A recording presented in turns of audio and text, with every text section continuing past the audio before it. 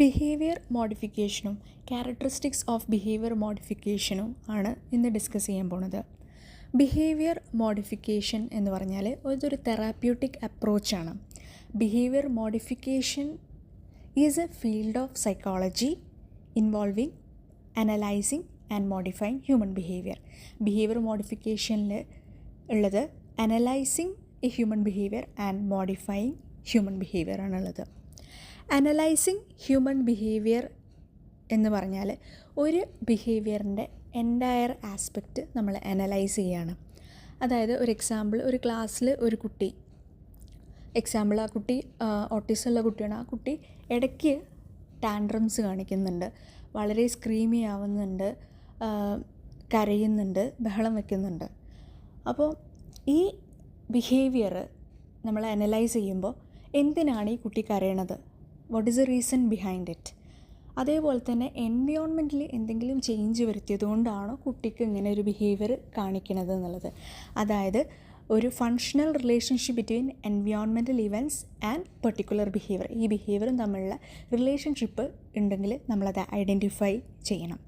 അതേപോലെ തന്നെ ഈ ബിഹേവിയറിൻ്റെ കോൺസിക്വൻസ് എന്താണ് ഇത് ഇങ്ങനെ ബിഹേവിയർ കാണിക്കുന്നതിലൂടെ കുട്ടിക്ക് എന്തെങ്കിലും റീഎൻഫോഴ്സ്മെൻറ്റോ എന്തെങ്കിലും കിട്ടുന്നുണ്ടോ, എന്താണ് ഈ ബിഹേവിയറിൻ്റെ കോൺസിക്വൻസ്.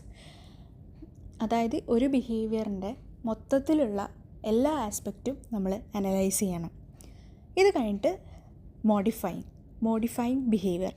അതിലെന്താ വെച്ചാൽ ഒരു ബിഹേവിയർ ചേഞ്ച് കൊണ്ടുവരാൻ വേണ്ടിയിട്ട് നമ്മൾ അതിന് വേണ്ടിയിട്ടുള്ള സ്ട്രാറ്റജീസും പ്ലാൻസും പ്രൊസീജിയേഴ്സൊക്കെ ഡെവലപ്പ് ചെയ്യുകയും അത് ഇംപ്ലിമെൻ്റ് ചെയ്യുകയാണ് ചെയ്യുന്നത്.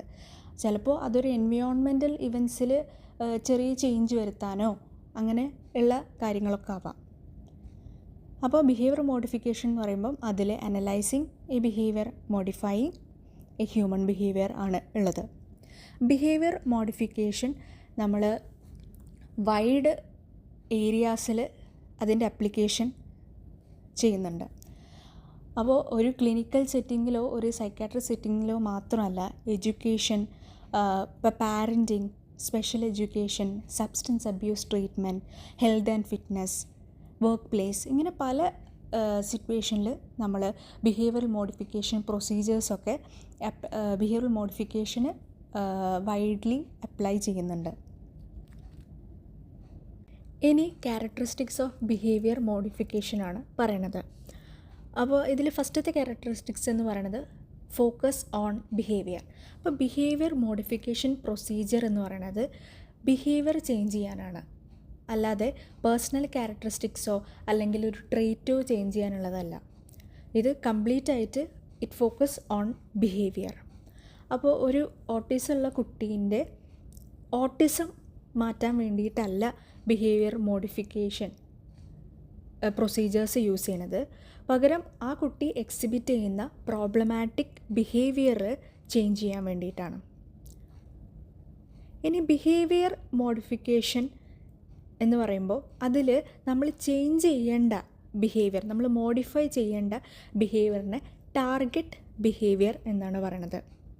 അപ്പോൾ അതന്നെ രണ്ട് ടൈപ്പ് ഉണ്ട്, ബിഹേവിയറൽ എക്സസും ബിഹേവിയറൽ ഡെഫിസിറ്റും. ബിഹേവിയറൽ എക്സസ് എന്ന് പറയുന്നത് ആ ടേമിൽ തന്നെയുണ്ട് എക്സസ്, എന്തോ ഒന്ന് കൂടുതലാണ്. അതായത് നമ്മൾ എന്തോ ഒരു ബിഹേവിയർ കൂടുതലാണ്, അത് കുറയ്ക്കണം. അതായത് അൺഡിസൈറബിൾ ടാർഗറ്റ് ബിഹേവിയറിന് ഒരു ആൾക്ക് കുറയ്ക്കണം. A person wants to decrease undesirable target behaviour. ഈ അൺഡിസൈറബിൾ ടാർഗറ്റ് ബിഹേവിയറിൻ്റെ ഫ്രീക്വൻസി, ഡ്യൂറേഷൻ, ഇൻറ്റൻസിറ്റി ഒക്കെ കുറക്കണം. ഇതിന് എക്സാമ്പിളാണ് സ്മോക്കിംഗ്. സ്മോക്കിംഗ് എന്ന് പറയുന്നത് ഒരു അൺഡിസൈറബിൾ ടാർഗറ്റ് ബിഹേവിയറാണ്, അത് കുറയ്ക്കുകയാണ് ചെയ്യേണ്ടത്. അപ്പോൾ ഇത് ബിഹേവിയറൽ എക്സസ് ആണ്. അടുത്തത് ബിഹേവിയറൽ ഡെഫിസിറ്റ്, അതായത് കുറവാണ്, അത് കൂട്ടുകയാണ് വേണ്ടത്. അതായത് ഒരാവശ്യമുള്ള എന്തോന്ന് ഒരു ബിഹേവിയർ കുറവാണ്.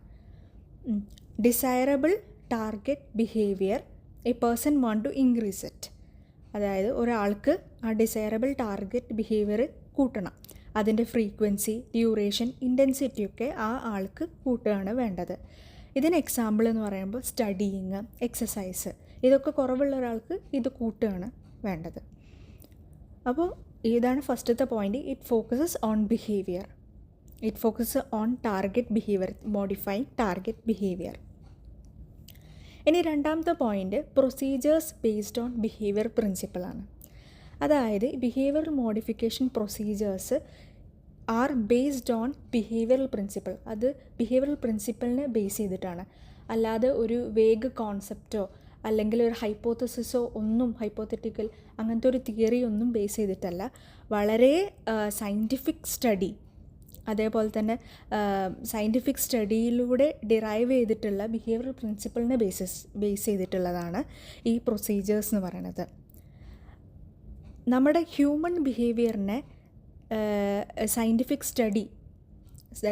സ്റ്റഡി ഓഫ് ഹ്യൂമൻ ബിഹേവിയർ ആണ് ABA, അപ്ലൈഡ് ബിഹേവിയറൽ അനാലിസിസ് എന്ന് പറയുന്നത്. ഇതിനെ ബേസ് ചെയ്തുകൊണ്ടാണ് നമ്മുടെ ബിഹേവിയർ മോഡിഫിക്കേഷൻ പ്രൊസീജിയേഴ്സ് ഉള്ളത്. ഇനി third principle, emphasis on current environmental events. അപ്പോൾ അനാലിസിസിൻ്റെ സമയത്ത് നമ്മൾ പറഞ്ഞു എൻവയോൺമെൻറ്റൽ ഇവൻറ്റ്സ് ഒരാളുടെ ബിഹേവിയറിനെ ഇൻഫ്ലുവൻസ് ചെയ്യാം. അപ്പോൾ എൻവയോൺമെൻറ്റൽ ഇവൻറ്റ്സും ബിഹേവിയറും തമ്മിൽ റിലേഷൻഷിപ്പ് അനലൈസ് ചെയ്യണം എന്ന് പറഞ്ഞു. നമ്മൾ human behaviour are controlled by events in the immediate environment. Immediate എൻവയോൺമെൻറ്റിൽ ഉള്ള കാര്യങ്ങൾ ഹ്യൂമൻ ബിഹേവിയറിനെ കൺട്രോൾ ചെയ്യേണ്ട ഒരു റിലേഷൻഷിപ്പ് ഉണ്ടാവാൻ ചാൻസ് ഉണ്ട്. It depends on the environment. അപ്പോൾ ഈ ഫാക്ടേഴ്സ്, അതായത് ഈ എൻവയോൺമെൻറ്റിനെ മോഡിഫൈ ചെയ്യുക, ഈ ഇമ്മീഡിയറ്റ് എൻവയോൺമെൻറ്റൽ ഇവൻറ്റ്സിനെ നമ്മൾ ഐഡൻറ്റിഫൈ ചെയ്യുകയും അത് മാറ്റുകയും ആണ് ബിഹേവിയറൽ മോഡിഫിക്കേഷനിൽ നമ്മൾ ചെയ്യുന്നത്. ഒരു സക്സസ്ഫുൾ ബിഹേവിയറൽ മോഡിഫിക്കേഷൻ പ്രൊസീജിയർ എന്ന് പറഞ്ഞാൽ ഈ ഫങ്ഷണൽ റിലേഷൻഷിപ്പ്, എൻവയോൺമെൻറ്റൽ ഇവൻറ്റ്സും ഈ ബിഹേവിയറും തമ്മിലുള്ള ഈ ഫങ്ഷണൽ റിലേഷൻഷിപ്പ് ആൾട്ടർ ചെയ്യുകയാണ് ചെയ്യുക. അടുത്ത ക്യാരക്ടറിസ്റ്റിക്സ് എന്ന് പറയുന്നത് precise description of behaviour modification procedure. അപ്പോൾ നമ്മൾ ബിഹേവിയർ മോഡിഫിക്കേഷൻ പ്രൊസീജിയറിൽ നമ്മൾ ബിഹേവിയറായിട്ട് ഫങ്ഷണലി റിലേറ്റ് ചെയ്തിട്ടുള്ള എൻവയോൺമെൻറ്റൽ ഇവൻറ്റിൽ ചേഞ്ച് കൊണ്ടുവരികയാണ് ചെയ്യുന്നത്. അപ്പോൾ ഈ എൻവയോൺമെൻറ്റൽ ഇവൻറ്റിന് കൊണ്ടുവരുന്ന ചേഞ്ച് കൺസിസ്റ്റൻ്റ് ആവണം. ഒരു എഫക്റ്റീവായിട്ടുള്ള പ്രൊസീജിയർ, എഫക്റ്റീവായിട്ടുള്ള റിസൾട്ട് കിട്ടണമെന്നുണ്ടെങ്കിൽ എൻവയോൺമെൻറ്റൽ ഇവൻറ്റ്സിലുള്ള ചേഞ്ച് കൺസിസ്റ്റൻ്റ് ആവണം. അതായത് അത് ഓരോ തവണയും നമ്മളിത് നടത്തുമ്പം ചെയ്യണം എന്നുള്ളതാണ്. അതിന് എക്സാമ്പിൾ, ഇപ്പോൾ ഒരു ടീച്ചർ ക്ലാസ്സിൽ ഡിസിപ്ലിൻ കൊണ്ടുവരുന്നതിൻ്റെ ഭാഗമായിട്ട് ടീച്ചർ പറഞ്ഞു നിങ്ങൾക്ക് സംസാരിക്കണമെങ്കിൽ കൈ ഉയർത്തണം. കൈ ഉയർത്തിയാൽ അവർക്ക് ഒരു സ്റ്റാർ കിട്ടുമെന്ന് പറയാണ്. റിവാർഡായിട്ട് അവർക്ക് സ്റ്റാർ കൊടുക്കുകയാണ്. അപ്പോൾ ഓരോ വട്ടവും കുട്ടികൾ കൈ പൊന്തിക്കുമ്പോൾ ഈ സ്റ്റാർ കൺസിസ്റ്റൻ്റ് ആയിരിക്കണം. കുട്ടികളെപ്പോഴും കൈ പൊന്തിച്ച് സംസാരിക്കുമ്പോൾ അതിനെ അപ്രിഷ്യേറ്റ് ചെയ്യുക അല്ലെങ്കിൽ അതിന് റിവാർഡ് കൊടുക്കുകയോ എന്തായാലും ചെയ്യണം. അത് കൺസിസ്റ്റൻ്റ് ആയിട്ട് നടക്കണം. അതിന് പകരം നമ്മൾ എപ്പോഴെങ്കിലുമൊക്കെ കൈ പൊന്തിച്ച് ഇതിനാക്കുമ്പം സ്റ്റാർ കൊടുക്കുകയും ചെയ്യുമ്പം അത് കൺസിസ്റ്റൻ്റ് അല്ല. അങ്ങനെ വരുമ്പം ഇത് എഫക്റ്റീവ് ആവില്ല. ഇനി അടുത്ത പോയിൻ്റ് എന്ന് പറഞ്ഞാൽ treatment implemented by people in everyday life. അപ്പോൾ നമ്മൾ പറഞ്ഞു ബിഹേവിയറൽ മോഡിഫിക്കേഷൻ പ്രൊസീജിയർ എന്ന് പറഞ്ഞാൽ വൈഡ്ലി യൂസ്ഡ് ആണ്. വൈഡ്ലി പല ഏരിയാസിൽ നമ്മളിത് യൂസ് ചെയ്യുന്നുണ്ട് എന്ന് പറഞ്ഞു. അപ്പോൾ ബിഹേവിയറൽ മോഡിഫിക്കേഷൻ ഡെവലപ്പ് ചെയ്തത് പ്രൊഫഷണൽസും പാരാ പ്രൊഫഷണൽസും ആണ്. Who are trained in behaviour modification. ഇതിൽ ട്രെയിൻഡ് ആയിട്ടുള്ള ആൾക്കാരാണ് ഇത് ഡെവലപ്പ് ചെയ്യുന്നത്. പക്ഷെ നമ്മൾ ടീച്ചേഴ്സും പാരൻസും വേറെ പ്രൊഫഷണൽസും ഒക്കെ, ഇപ്പം നമ്മൾ ജോബ് സൂപ്പർവൈസേഴ്സും ഒക്കെ ഇത് വൈഡ്ലി നമ്മളിത് യൂസ് ചെയ്യുന്നുണ്ട്. അപ്പം ഇത് നമ്മൾ ഒരു സഫിഷ്യൻറ്റ് ട്രെയിനിങ്ങോട് കൂടി മാത്രമേ ബിഹേവിയറൽ മോഡിഫിക്കേഷൻ പ്രൊസീജിയേഴ്സ് ചെയ്യാൻ പാടുള്ളൂ. അല്ലെങ്കിൽ ഒരു പ്രൊഫഷണലിൻ്റെ ഗൈഡൻസിലും സൂപ്പർവിഷനിലും നമ്മൾ ചെയ്ത് കഴിഞ്ഞാൽ ഇത് വളരെയധികം എഫക്റ്റീവ് ആവും. നമുക്ക് കറക്റ്റായിട്ട് ഇത് യൂസ് ചെയ്യാനും പറ്റും. അടുത്തത് മെഷർമെൻറ്റ് ഓഫ് ബിഹേവിയർ ചേഞ്ച്. അപ്പോൾ ബിഹേവിയർ മോഡിഫിക്കേഷൻ പ്രൊസീജിയറിൽ നമ്മൾ ബിഹേവിയറൽ ചേഞ്ച് മെഷർ ചെയ്യുന്നുണ്ട്. അതായത് നമ്മളൊരു ഇൻ്റർവെൻഷൻ്റെ മുമ്പുള്ള ബിഹേവിയറും ശേഷമുള്ള ബിഹേവിയറും നമ്മൾ ഡോക്യുമെൻ്റ് ചെയ്യുന്നുണ്ട്. അങ്ങനെ രണ്ടും ഡോക്യുമെൻ്റ് ചെയ്യുമ്പോൾ നമുക്ക് ഇവിടുത്തെ ബിഹേവിയറൽ ചേഞ്ച് അവിടെ നമുക്ക് മെഷർ ചെയ്യാൻ പറ്റും.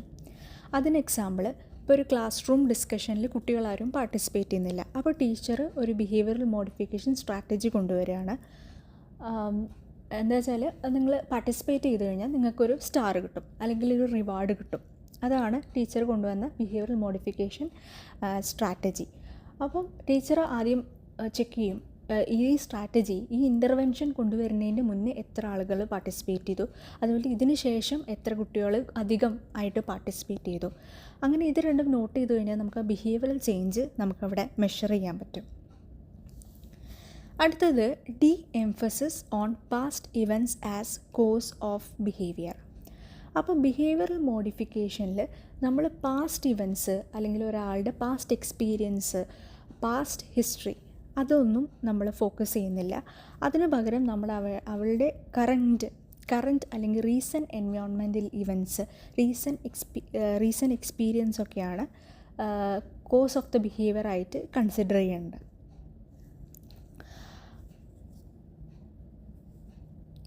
അപ്പോൾ എന്താ വെച്ചാൽ നമ്മളൊരാളുടെ പ്രീവിയസ് എക്സ്പീരിയൻസ് അല്ലെങ്കിൽ പാസ്റ്റ് ഹിസ്റ്ററി ഒക്കെ നമ്മുടെ ബിഹേവിയറിനെ ഇൻഫ്ലുവൻസ് ചെയ്യാം. പക്ഷേ ആ ഇൻഫർമേഷൻസ് നമുക്ക് യൂസ്ഫുൾ ആണ്. പക്ഷേ നമ്മൾ ഇത് അയാളുടെ കറൻറ്റ് എൻവയോൺമെൻറ്റൽ ഇവൻറ്റ് അല്ലെങ്കിൽ കറൻറ്റ് കൺട്രോളിങ് വേരിയബിൾസ് ആണ് ബിഹേവിയറൽ മോഡിഫിക്കേഷൻ ഇൻ്റർവെൻഷനിൽ കൂടുതൽ റെലവൻ്റ് ആയിട്ട് ഉള്ളത്. അടുത്ത characteristics rejection of hypothetical underlying cause of behaviour ആണ്.